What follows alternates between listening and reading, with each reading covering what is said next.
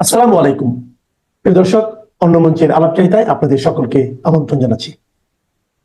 আমার এক বন্ধু পলিটিক্যাল কারণে একবার পরীক্ষা দিতে পারলো না, ক্যাম্পাসে যাওয়ার উপায় নেই, কারণ তার যে প্রতিপক্ষ দল আছে তারা তাকে মারবে। তো আমরা সকলে খুব শুনে টেনশনে পড়ে গেলাম, ভাবলাম যা হারে বেচারা আর 1 বছর লস হলো। তো সকলেই সন্ধ্যাবেলা তাকে গিয়ে একটু সান্ত্বনা দিলাম যে কি আর করবা, এটা তো হয়, পলিটিক্স করেছো, এটা এটা। তো আমার বন্ধুটা খুব মুচকি মুচকি হাসে। তো আমি বললাম যে তুমি হাসছো কেন? তো বললো, দোস্ত শোনো, এই বছরের প্রিপারেশনের অবস্থা এত খারাপ ছিল, আমি ভাবছিলাম যে এইবার পরীক্ষা দিব না, এই বছর ইয়ার গ্যাপ দিব, না হলে রেজাল্ট খুব খারাপ হবে।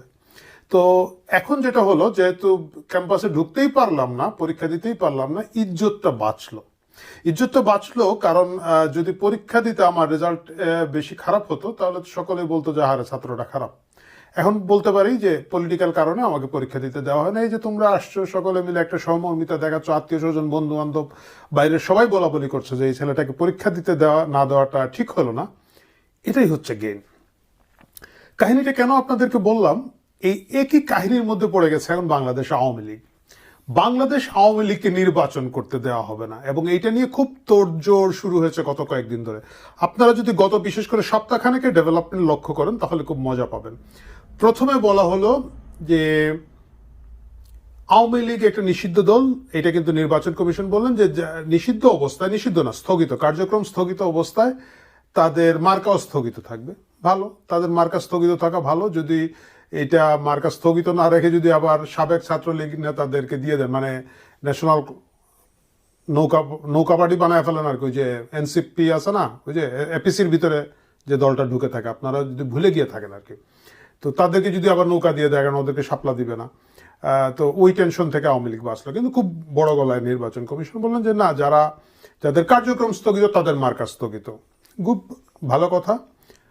তারপরে আজকে দেখলাম, মানে এই ভিডিওটা যখন রেকর্ড করছি তখন আমাদের প্রেস সচিব মহোদয়, যিনি তার ডাস্টবিনের মুখ খুলে বললেন যে যাদের বিরুদ্ধে অভিযোগ আনা হবে, যাদের বিরুদ্ধে চার্জশিট দাখিল হবে, আমাদের আন্তর্জাতিক মানবাধিকার, মানবতা বিরোধী, এখন তো কোনটা যে কি হয়ে গেছে ভাই, যাই হোক, সেই ট্রাইব্যুনালের মধ্যে যাদের বিরুদ্ধে অভিযোগপত্র দাখিল করা হবে তারাও নির্বাচনে অংশ নিতে পারবেন না, এটাও ভালো কথা। তারপরেও দেখেন বিরাট টেনশন আমাদের কিছু কিছু লোকজনের, আমাদের বিভিন্ন দলের বাছুর যারা আছে তাদের মধ্যে এক ধরনের টেনশন হচ্ছে, এবং তারা বলছে যে আপার ভোট জাপায় যাবে। আপা বলতে এখানে শেখ হাসিনার কথা বলা হচ্ছে, এবং জাপা মানে জাতীয় পার্টি, আমরা সকলে জানি। সুতরাং জাতীয় পার্টিকে নিষিদ্ধ করে দিতে হবে। আরো ভালো কথা হচ্ছে, ভাই আওয়ামী লীগ তো নির্বাচনে যাওয়া নিয়ে কোনো আলাপই করে নাই। আওয়ামী লীগ খুব সুস্পষ্ট একটা স্ট্যান্ড নিয়েছে। আমি যেটা তাদের নেতাদের কথাবার্তা থেকে বুঝলাম যে ডক্টর মোহাম্মদ ইউনূসে আদৌ নির্বাচন দিবে এটা আওয়ামী লীগ বিশ্বাস করে না। যদি নির্বাচন দেয় সেটা রিগড হবে, কারণ শুধু এটা এখানে না, কালার রেভুলেশন যেসব দেশে হয়েছে বিশ্বের সবখানে এটা রিগড হয়। পরবর্তী নির্বাচন এটা রিগড হবে, এইখানের মধ্যে অনেক ধরনের জালিয়াতি জোচ্চুরি হবে, এবং ডক্টর ইউনূসের অধীনে আওয়ামী লীগ নির্বাচনে যাবে না, সুস্পষ্ট ক্লিয়ার মেসেজ তাদের। তাহলে কেন তাদেরকে নির্বাচনে নিবেন কি নিবেন না এটা নিয়ে আপনাদের টেনশন? আওয়ামী লীগ তো হচ্ছে ওই যে আমার সেই বন্ধুর মতো, সে দেখেছে যে তার প্রিপারেশন ভালো না, সে পরীক্ষা দিতে পারবে না। কেন প্রিপারেশন ভালো না? এখন পর্যন্ত প্রায় 150 সাবেক, এবং সাবেক বলতে গত সংসদ এবং গত 2-1টা সংসদের এমপি, প্রায় 120 জনের উপরে জেলের কারাগারের মধ্যে আছেন। মানে হচ্ছে 120টা আসন এখানেই শেষ। এর বাইরে আরো অসংখ্য প্রসপেক্টিভ ক্যান্ডিডেট, সাবেক এমপি, সাবেক মন্ত্রীরা দেশের বাইরে আছেন, অসংখ্য অসংখ্য।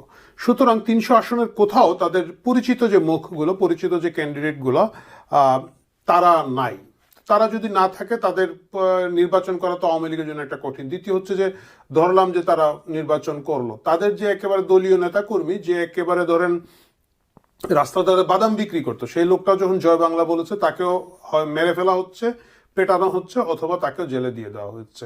আপনারা অনেকেই দেখেছেন গত সপ্তাহের একটা ঘটনা, একজন বাক প্রতিবন্ধী মানুষ, যার চিন্তা ভাবনা ঠিক গোছানো কিনা আমি জানি না, সে জয় বাংলা বলেছিল, তাকেও পুলিশ ধরে নিয়ে গিয়েছে, এবং তাকেও পুলিশ ধরে নিয়ে গিয়ে অনেকদিন, বেশ কিছুদিন জেলটেল খাটিয়ে সম্প্রতি গতকালকে বা গত পরশুদিন দেখলাম তার জামিন হয়েছে। এই যখন একটা অমানবিক পরিস্থিতি, সেই পরিস্থিতিতে আওয়ামী লীগের তো না আছে প্রার্থী, না থাকবে কর্মী মাঠের মধ্যে, তারা ভোট গোছাবে কিভাবে? সুতরাং তারা নির্বাচনে আসার ব্যাপারে খুব একটা আগ্রহ দেখাবে বলে আমার মনে হয় না। বরং আগামী নির্বাচনে আওয়ামী লীগ যদি না আসে তারা সুস্পষ্ট একটা মেসেজ দিতে পারবে যে আমাদেরকে আসতে দেওয়া হলো না, যেহেতু এখন দেওয়া হচ্ছে না। আমার কাছে মনে হয় কি ডক্টর মোহাম্মদ ইউনূস এবং তার যে যারা চিন্তা ভাবনা করছেন তারা জিনিসটা আসলে আওয়ামী লীগের জন্য সাপে বর করে দিচ্ছেন। তারা যদি আওয়ামী লীগকে নির্বাচনে আসতে দিতেন, গত বলতে 24-এর ঘটনাবলীকে নিয়ে যদি বিরাট ক্যাম্পেইন হতো, আওয়ামী লীগের মধ্যে ভাই এটা অস্বীকার করার কিছু নাই, এড়ানোর কোনো সুযোগ নাই যে আওয়ামী লীগের বিরুদ্ধে একটা বিরাট সংখ্যক লোকজন দুর্নীতিতে জড়িত ছিল, এরা ব্যাংক লুটের সাথে জড়িত ছিল, সামাজিক বিভিন্ন ধরনের সমস্যার মধ্য দিয়ে তারা যাচ্ছিল। সেইগুলোকে ফোকাস করে যদি আওয়ামী লীগকে নির্বাচনে আসার পরে ওইগুলা দিয়ে খেলা যেত এবং সেই বিষয়গুলোকে আরো বেশি করে প্রচারের মধ্যে এনে ভোটারদেরকে ডাইভার্ট করা যেত, সেটা বরঞ্চ আওয়ামী লীগের জন্য একটা বিরাট ক্ষতির কারণ হতো এবং আওয়ামী লীগের নির্বাচনে একটা ওইটা যদি ভূমি 10 বিজয় হয় তাহলে এটা কি হবে, ভূমি উত্থান পরাজয় হতো আর কি।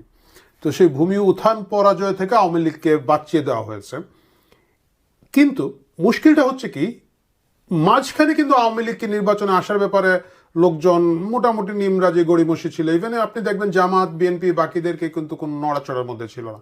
এখন কেন এই প্রশ্নটা আসছে, এখন কেন তারা সবাই বড় গলায় বলছে না আওয়ামী লীগকে আসতে দেওয়া হবে না? এর কারণ হচ্ছে গত 1 বছরের ঘটনার পরে লোকজনের উপলব্ধির জায়গাটা তৈরি হচ্ছে আগেই ভালো ছিলাম।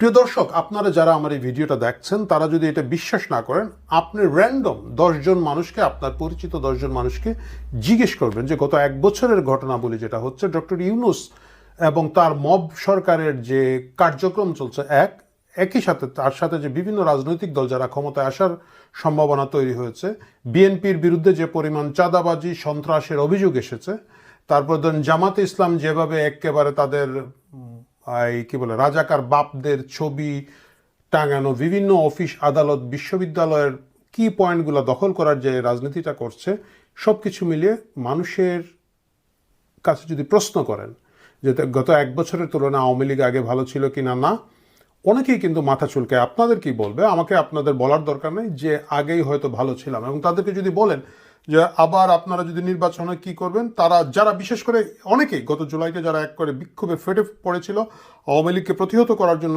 নিজ নিজ অবস্থান থেকে চেষ্টা করেছিল, তারা পর্যন্ত হয়তো গাল চুলকে মাথা চুলকে বলবে যে হ্যাঁ মনে হয় আওয়ামী লীগের ভোট দিয়ে দিব। এই যখন অবস্থা, এই আশঙ্কায় এখন আওয়ামী লীগকে আটকাতে হবে এবং এই আটকানোর জন্য পরপর নির্বাচন কমিশন কথা বলছেন, আমাদের ডাস্টবিন ভাই কথা বলছেন। আপনি দেখবেন আমাদের যে জামাতের যে একটা উকিল তাজুল ভাই, আমাদের তাজুল সাহেব বলেছেন যে পরবর্তী সরকার এসে বিচার করবে কি জানি না, তাই আমরা তাড়াহুড়া করে ফেলছি। মানে একটা বিচার যে তাড়াহুড়া করে করা যায় না, মানে সেটা আপনি যতই একটা ক্লাউন বিচারও যদি করে থাকেন, সেটা যে তাড়াহুড়া করে করা যায় না এইটুক সেন্সও তাদের নাই। আপনারা যদি দেখেন 96-এ শেখ হাসিনা ক্ষমতায় আসার পরে বঙ্গবন্ধু হত্যাকারীদেরকে কিন্তু চাইলেই ধরে নিয়ে গুলি করে ফেলতে পারতেন, মানে ইমোশনের জায়গা থেকে যদি আপনি দেখেন। উনি কিন্তু 2001-এ বিএনপি নির্বাচিত হয়ে আসলো, বিএনপি জামাত নির্বাচিত হওয়ার আগের 5 বছর ক্ষমতা ছিলেন 96 থেকে, বিচার সম্পন্ন করতে পারলেন না, কারণ প্রসেস মেনটেন করে যেতে যেতে 5 বছর লাগলো। এখন তাজুল সাহেবের যে ভাব হচ্ছে যে না কোনো প্রসেস নাই, আগে বিচার করে ফেলতে হবে। যে কোনো মূল্যে তারা আওয়ামী লীগকে নির্বাচনে আসতে এখন আটকাবে, কারণ হচ্ছে তারা নিজেরা বুঝছে যদি এখন একটা 70% ফ্রি ফেয়ার ইলেকশন হয় এবং আওয়ামী লীগের মিনিমাম স্পেস দেওয়া হয়, আওয়ামী লীগ হয়তো নির্বাচন জিতে যাবে। ভয়ানক অবস্থা যে আওয়ামী লীগকে বিভিন্নভাবে চেষ্টা করে, বলতে গেলে বিভিন্ন শক্তি অ্যান্ড স্টেক হোল্ডার একসাথে মিলে 2024-এর জুলাইতে পরাজিত করলো।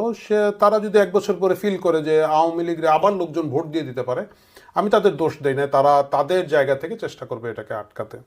এবং এই কারণে আপনি দেখবেন বাসুররা বলছে যে আপার ভোট জাপায় পাবে। শুনেন, জাপারেও আপনি নিষিদ্ধ করে দিলেন। যদি আওয়ামী লীগ খেলতে চায় তাহলে যে মুশকিলগুলো তৈরি হবে আমি আপনাকে বলি, আপনি আপার ভোট জাপাকে দিবেন বলে আপনি জাতীয় পার্টিকে ব্যান করে দিলেন, ফাইন।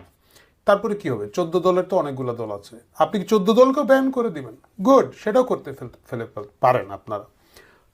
বাংলাদেশে নিবন্ধিত রাজনৈতিক দল কয়টা আছে প্রিয় দর্শক আপনারা জানেন? প্রায় 50টি আছে, মানে 48 থেকে 52-এর মধ্যে বিভিন্ন ডাটা পাওয়া যায়। 50টার মধ্যে আপনি যদি বলেন যে ডক্টর ইউনূস সমর্থক বা অ্যান্টি আওয়ামী লীগ খুব প্রমিনেন্ট দল যদি বলেন, 8 থেকে 10টি দল আছে এখানের মধ্যে। আপনি বিএনপি, জামায়াতে ইসলামী, ABCDEF পার্টি, ট্রাক মার্কার নূর ভাই, গণসংহতি আন্দোলন, মানে এই যদি জুলাই শক্তির কথা ধরেন এরকম হয়তো 10-12টা দল পাবেন, যে বাকি অসংখ্য দল যারা বাকি রয়ে গেছে, আওয়ামী লীগ চাইলে তার যে কোনো একটা দলের পক্ষ থেকে আপনি যদি আওয়ামী লীগ নিষিদ্ধ করে দেন তারা কিন্তু ক্যান্ডিডেট দিয়ে দিতে পারে। এখন আপনি বলবেন যে ওই দলগুলো রাজি হবে কেন, আমি দলের নাম বলবো না, এখানে অসংখ্য দল আছে, যে কেউ খুব খুশি মনে, কারণ ওর হয়তো একটাই আসন পাওয়ার সম্ভাবনা নাই, ও বলবে ভাই 300 আসনে তুমি প্রার্থী দিয়ে দাও। অসংখ্য দল আছে এখানে, 50টা দল, 10টাকে বাদ দিলে 40টা, আপনি না হয় আরও 10টা নিষিদ্ধ করে দেবেন, 30 পার্টিজ আর দেয়ার, 30টা দল সেখানে আছে। রাজনীতি খেলতে চাইলে, রাজনীতি করতে চাইলে সেটা করা যেতে পারে। পাকিস্তানে দেখেন ইমরান খান কি করেছিলেন, ইমরান খানের দলকে নিষিদ্ধ করে দিল আর স্বতন্ত্র প্রার্থী দাঁড় করে দিলেন। আমি জানি এটা বাংলাদেশে একটু চ্যালেঞ্জ হচ্ছে বিভিন্ন কারণে। প্রথম কারণ হচ্ছে যে আপনি 1% ভোটারের স্বাক্ষর সংগ্রহ করতে হয় যদি স্বতন্ত্র দাঁড়াতে হয় বর্তমান নিয়ম অনুযায়ী। আমি জানি না, এটা হয়তো নির্বাচন কমিশন আওয়ামী লীগকে ঠেকানোর জন্য আগামীতে 5% নিয়ে চলে যাবে। 1% ভোটারের ভোট স্বাক্ষর সংগ্রহ করা এই মুহূর্তে আওয়ামী লীগের জন্য চ্যালেঞ্জ, কারণ তাদেরকে ওইটা মোবিলাইজ করার জন্য যে রাস্তায় যেতে হবে, ঘরে ঘরে যেতে হবে, সেটা করার সুযোগ আওয়ামী লীগের কর্মীদেরকে দেওয়া হবে না। এবং দেওয়া না হলেও তারা যদি কোনোভাবে সেটা সংগ্রহ করে, নির্বাচন কমিশন বলবে যে না, আমরা ফোন করে অমুককে পাই নাই, সুতরাং এটা তার স্বাক্ষর না, নমিনেশন বাতিল। এই ঝামেলার বাইরে গিয়ে আওয়ামী লীগ যদি যে কোনো একটা রাজনৈতিক দল থেকে যে কোনো একটা মার্কা নিয়ে দাঁড়িয়ে যায়, তাদের লোকজন কি করবেন? এইখানে দ্বিতীয়ভাবে আমাদের প্রেস সচিব মহোদয় বলেছেন যে যাদের নামে চার্জশিট হয়ে যাবে তাদেরকে নির্বাচনে আসতে দেওয়া হবে না। গুড। সেক্ষেত্রে কি হবে? এখন আপনি ঢালাওভাবে আওয়ামী লীগের সকল সম্ভাব্য প্রার্থীদের বিরুদ্ধে চার্জশিট দিয়ে রেখে দিবেন, এরা নির্বাচনে আসতে পারবে না। আপনি মার্কা ঠেকাতে পারলেন না, মানে পার্টি ঠেকাতে পারলেন না, আপনি এইভাবে ক্যান্ডিডেট ঠেকিয়ে দেবেন। মুশকিল হচ্ছে গিয়ে এটা আওয়ামী লীগের জন্য সাপে বর হবে। যদি তারা নির্বাচনে আসতে চায় তাহলে তারা প্রচুর তরুণ প্রার্থী দিতে পারবে, প্রচুর নতুন প্রার্থী দিতে পারবে, এবং আমি জানি সেই নতুন প্রার্থীদের প্রায় সকলেই ধরেই নিবে যে আমি জিতবো না।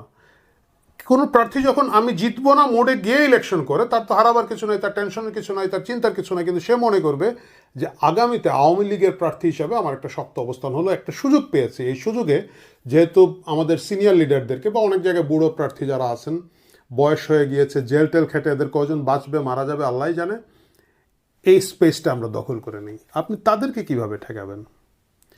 এবং কিছু কিছু জায়গায় আছে না, আওয়ামী লীগ কিছু ও তো বড় দলের মানে নির্বাচনের যে কিছু যোগ ছিল, কৌতুক তারা করতো, আওয়ামী লীগ করতো এটাকে নিয়ে। যেমন ধরেন ধানমন্ডির মতো একটা গুরুত্বপূর্ণ আসনে সে নায়ক ফেরদৌসকে দিয়ে দিল। নায়ক ফেরদৌসকে ভাই, কেন ভাই? কোন আন্দোলনে নায়ক ফেরদৌসের অবদান ছিল যে বলা যেতে পারে যে না ঠিক আছে উনি ছাত্র রাজনীতি করে নাই বা অন্যান্য জিনিস করে নাই, কিন্তু কালচারালি উনি খুব বিরাট একটা সুবিধা করে দিয়েছে আওয়ামী লীগের পক্ষে, বা আওয়ামী লীগের পক্ষে বাদ দেন, মুক্তিযুদ্ধের স্পিরিটের পক্ষে বা সার্বজনীন বাংলাদেশের স্বার্থে উনি একজন অ্যাক্টিভিস্ট হিসাবে কোথাও ভালো কাজ করেছেন, সুতরাং ওনাকে আমরা আসন দিলাম। কোনো কারণ ছিল নায়ক ফেরদৌসকে, মানে আমি শুধু ফেরদৌসের নামটা মনে আসলো বলে বললাম, এরকম আর অসংখ্য ফেরদৌস বিভিন্ন আসন আসে। এইসব আবর্জনা, মানে যারা গত 1 বছর আর কথাই বলছে না, কোথায় আছে কেউ জানে না, মানে ভাই সোশ্যাল মিডিয়াতে অন করে কথা বলতে পারো, যাই হোক সেটা বাদ দেন। এইসব আবর্জনা পরিষ্কার হয়ে গেলে আওয়ামী লীগের একটা তরুণ নতুন একটা ব্যাচ তৈরি হবে। আওয়ামী লীগের এই মুহূর্তে এসে নতুন একটা নেতৃত্বের প্রয়োজন আছে, লিডারশিপে। এখন আমি মনে করি ব্যক্তিগতভাবে 40 to 60, 40 থেকে 60 বছরের বয়সী যারা আছে তাদেরকে নিয়ে একটা সেকেন্ড টায়ার অফ লিডারশিপ তৈরি করা যায়, এবং এই নির্বাচনে যদি আওয়ামী লীগ আসার চেষ্টা করে, চায়, সেটা সম্ভব। এবং সেইটা আটকানোর ক্ষমতা ডক্টর ইউনূসের নাই। কেন নাই আমি আপনাকে বলে দিলাম। দল না থাকলে দল পাওয়া যাবে। হ্যাঁ, আপনারা বলবেন যে নৌকা মার্কা থাকবে না, নৌকা মার্কা না থাকলে লোকজন কি যেন হয়, বিভ্রান্ত হয়ে যাবে। আমি আপনাদেরকে নিশ্চয়তা দিতে পারি আজকালকার যুগে, এই টেকনোলজির যুগে কেউ কোনো কারণেই বিভ্রান্ত হবে না। কারণ আপনি যে কোনো মার্কা দিয়ে যদি শুধুমাত্র একটু আওয়াজ দিয়ে দেওয়া যায় যে এই মার্কা বা এই পার্টিটাই হচ্ছে, আমরা এটা দিয়ে ফাইট করব, সাথে সাথে একেবারে গ্রাম প্রত্যন্ত অঞ্চল যেখানে আছে সেখানেও আজকাল ইন্টারনেট আছে, সেখানেও আজকাল বিদ্যুৎ আছে। গত 15 বছর কোথায় ছিলেন? মানে ওই বিদ্যুৎ আর ইন্টারনেট ছিল, তো সেখানেও কিন্তু এই খবর পৌঁছে ফেলানো কোনো মুশকিল না। সুতরাং আওয়ামী লীগকে যে এখন নির্বাচনে আসতে দিচ্ছেন না, সেটা আওয়ামী লীগের জন্য শাপে বর। সে এত চ্যালেঞ্জ ঝামেলা নিবে না, এবং ইলেকশনের পরেই কেন আমাদেরকে আসতে দেওয়া হলো না বলে মাঠ গরম করবে, আন্দোলন করবে, আন্তর্জাতিক লবি করবে। এবং যদি তারা নির্বাচনে আসে, সেটা যে কোনো পদ্ধতিতে তারা যদি সিদ্ধান্ত নেন নির্বাচনে আসবে, সেটাও কিন্তু ডক্টর ইউনূসের জন্য বিপজ্জনক হবে। সো যেদিকেই তাকান, আগামী নির্বাচনে আওয়ামী লীগের হারাবার কিছু নাই। ইলেকশন করলেও তারা জিতছে, ইলেকশন না করলেও তারা উইন করছে, তাদের পলিটিক্যাল গেইনটা ওইখান থেকেই হচ্ছে। প্রিয় দর্শক, আজকের মতো আমরা এখানেই শেষ করছি। আগামীতে কথা বলবো অন্য কোনো প্রসঙ্গে। ভালো থাকবেন।